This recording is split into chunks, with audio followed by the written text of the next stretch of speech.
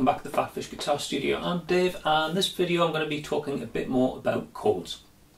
I'm going to start off with a comment that was sent in on a previous video that I did about 13th chords. It came in from the rather splendidly named Charlie Chunder. Charlie said, "Not much pleasure in that, Dave. Really boring and way over the top. Sorry. Now cheer us all up and show us how to play something nice." Okay, interesting. Have you ever noticed how many people who post negative comments on YouTube have never actually created any original content of their own or uploaded any of their own videos? Anyway, in the music tuition I do on this channel, the stuff I do face-to-face and online and that, I've never really been one for just showing you how to play a tune or whatever. The times that I do, it's usually means to an end, because I'm much more about teaching you music so you actually understand what's happening with the notes that you're playing and how they relate to each other, how they relate to the key and whatever. And that's why a lot of the content on this channel is quite theory heavy at times, particularly the recent series of videos I've been doing about chords, because it's important that you understand all the different types of chord that are available to you and how they relate to the key. It allows you to open up a whole load of avenues in terms of creativity and songwriting and lead playing and so on that you just wouldn't have if you just played stuff. You know, having that understanding gives you a whole lot more. Now, I'm starting to digress slightly. What I want to talk about in this video is kind of a bit of a conclusion to the earlier videos I've done about chords. So I want to talk about the concept of chord families. And what chord families are? They're groups of chords within a key that are related. So if we think about when we take a scale, let's take a C major scale, and we harmonise that out, we've got loads of different options for the kind of chords that we harmonise from that scale. So we could just take the first, the third and the fifth degree, and that gives us a basic triad. And if we do that on every degree of the scale, we get something that looks like this. Or we could add a seventh degree into the chord and we get a whole bunch of chords that look like this. Or we could do what we've been talking about in the more recent videos and extensions and have like 9 chords or 11 chords or 13 chords. So there we're just progressively adding notes onto the chord, but there's different things we could do. We could take some triads, take away this, the third degree, suspend that, and add a fourth degree in instead. That gives us sus4 chords, and we can do that on every degree of the scale. Or we could take the third away and replace it with a second. So have a sus2 chord. We end up with a bunch of chords that look like this. Now in each case, what we're doing is we're coming up with a chord on each degree of the scale that contains notes which are diatonic to the key. Which is why when we look at, say, that previous example there with the sus2 chords, the chord built on the third degree there, it's not sus2, it's a sus flat 2, because it's a Phrygian type of chord. Remember what I said at the in that previous video about 13th chords? You can think about each chord as being built on the mode that occurs on that scale and degree. So all the chords built on the first degree are Ionian type of chords. They contain notes that come from the Ionian mode. All the chords built on the second degree are some kind of Dorian chord, built containing notes that come from the Dorian. And on the third degree, I think of them as being Phrygian family chords because they contain notes that come from the Phrygian mode. Hence that sus2 chord there is actually a sus flat 2, because a Phrygian mode has a flattened second degree. So for that chord to be diatonic, it has to have a flat 2 rather than a natural 2. And that applies right the way across the key. All the chords built on each degree of the key come from a different mode. And all of the chords built on any given degree all said to come from the same family. So we've got Ionian family chords, Dorian family chords, Phrygian family chords, Lydian family chords, and so on. And these chords are interchangeable. So if you get a progression, let's come up with a really simple chord progression in the key of C major. We'll start off on C major chord, go up to, say, an E minor chord, down to a D minor chord, and up to an F major chord. Yeah, perfectly inoffensive diatonic chord progression.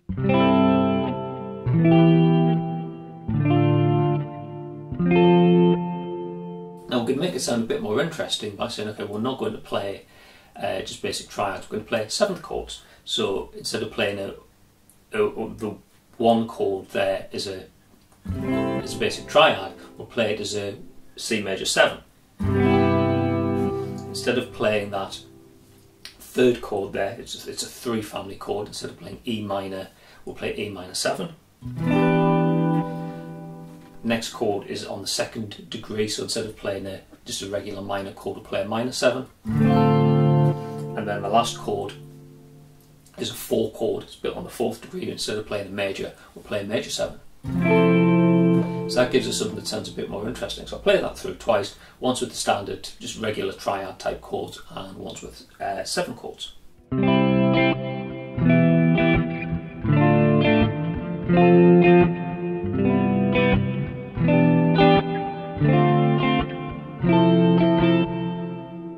Yeah, so that's the second time around. It sounds a bit more interesting because you've got richer harmonies involved with the chords, and rather than just playing a simple triad, we're playing a 7th chord, which has got 4 distinct degrees in it rather than 3, so we'll get a more pronounced sense of the harmony of the key.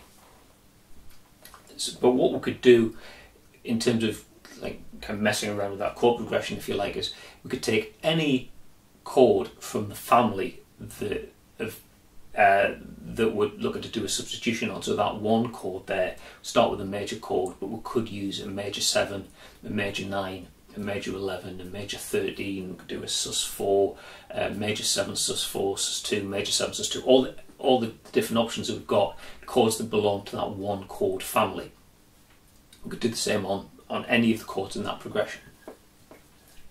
And when you're making those substitutions, you don't have to always use the same type of chord. And what I did there was I placed triads with 7 chords, but you could say, well, the one chord I'm going to use just a triad, another chord I'm going to use a 7 chord, and the chord I'm going to bring in a suspended chord or an extended chord or something. And this is why, if you understand the theory behind chord construction and the way that scales harmonise out in chords, you understand what chordal options you've got available to you, and if you understand what families each of those chords belong to, you've got options for either writing more interesting chord progressions of your own when you're composing, or if somebody gives you a chord progression and says, can you play this? You can start with, well, what can I do to make this a more interesting progression? You know, if you're playing with a bunch of guys, particularly the jazz guys will kind of relate to this. If you're wanting to play a solo over somebody else's chord progression, and the guy who's playing the chord progression is just playing the same pattern of chords over and over again, it's not a whole lot of fun for the listener, but as somebody who's trying to solo over the top, it's kind of constraining because you're only kind of playing off against the same set of chords, the same harmonies all the way through. You know, it could be going on. Some jazz solos can be quite extended and go on for minutes at a time. Whereas if you can play a chord progression for somebody to solo over the top of, and then every couple of repeats of it, you're kind of coming up with some different chords. You're still keeping the harmony of the overall key going because you're still using chords that are diatonic, but you're bringing in different chords from the same family on each scalar degree. You're making the underlying chord progression more interesting. So the guy that's playing the solo over the top has got more to work with, and he can kind of take a solo somewhere else and keep the whole thing a bit more varied. So it's useful knowledge for that as well.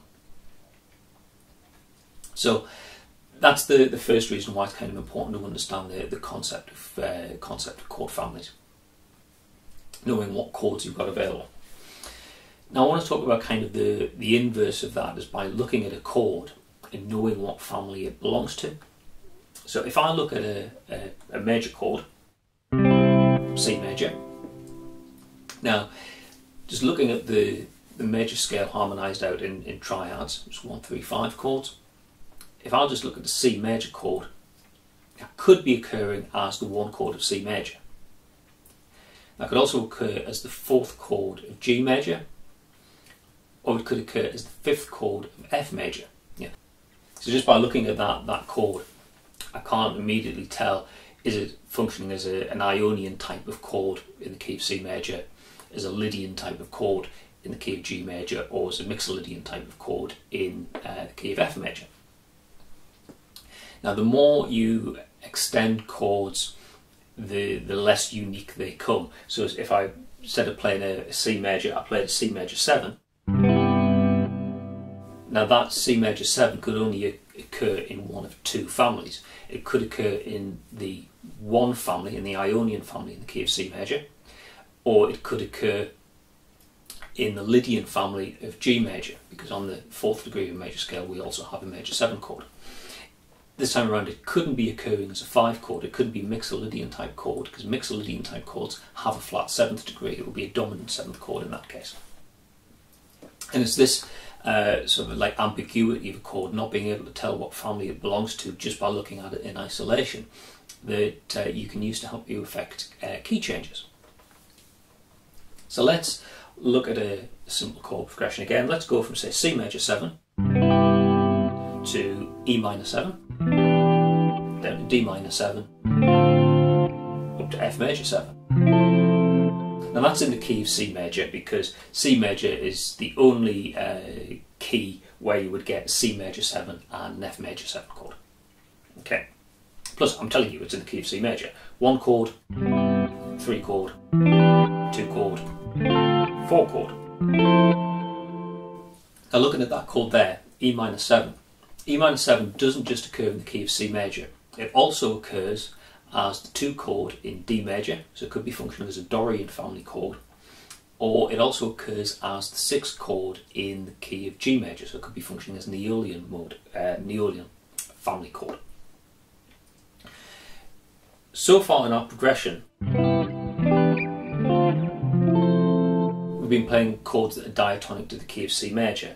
If I take the progression down to E minor 7 again, I could decide, right, I now want that chord to start functioning as the 6th chord in the key of G major. So if I take my progression and go,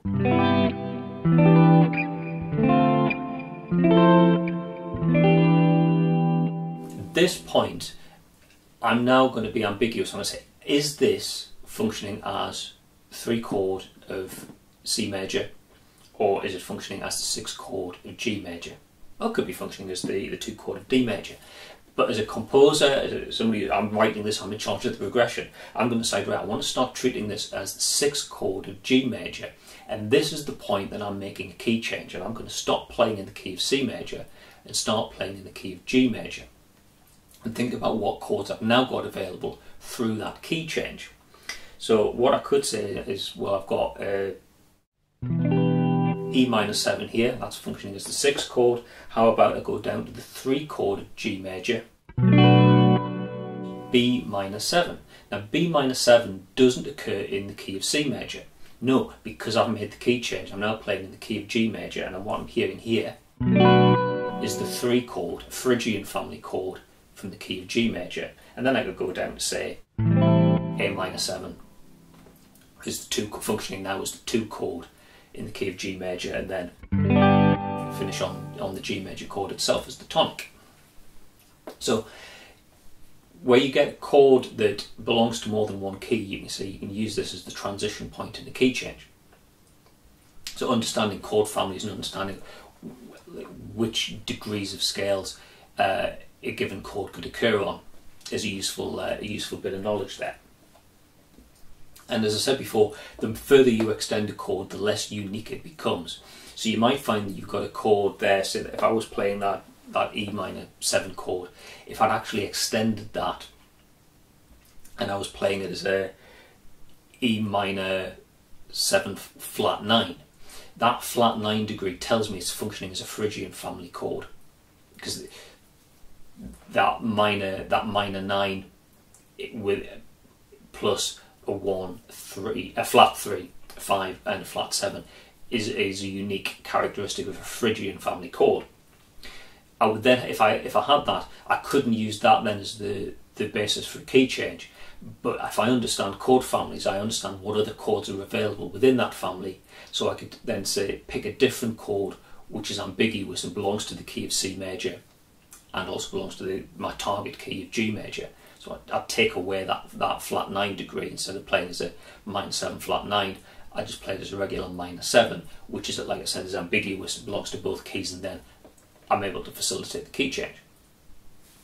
You know, sometimes you might want to do a key change which is really obvious and you just shift. But if you want something that's a bit more subtle, understanding how chords relate to different keys is a useful little mechanism for that. Okay, so hopefully that explains a little bit why I think it's important that you understand music theory. Sometimes it can be a little bit hard work, can be a bit of a dry subject. You know, sometimes you're not necessarily playing your instrument, you're sitting down with a pencil and paper and kind of working out harmonies and whatnot. But you get the benefit because it helps you to progress away from just being a guitar player, just playing tunes on a guitar, to actually being a musician, understanding how music works, and then being able to apply that and be much more creative in your composing, in your arranging, in your soloing and all that. There's a bit more to talk about, but I'll probably save that for another video. Okay, hopefully you found that interesting. If you got a little bit lost off with some of the theory, don't worry, I've got some other videos which I'll put links to in the information section down there. It's like basics of chord construction, and there's also some videos about extended chords and whatnot that you might want to look at as well, kind of explain a little bit about what we've been talking about, but hopefully you were able to keep up. If you liked the video, please click like. If you really enjoyed it, please click subscribe, which is also down there, and you'll get notified by YouTube of any other videos that I upload onto the channel. If you like the video enough that you want to tell me about it, you can leave a comment. But if you've got a question or a suggestion for a future video, something you want me to cover about, whether it's about guitar playing, music theory or gear, anything like that, more than liable to go here and fill the form in and send your question in.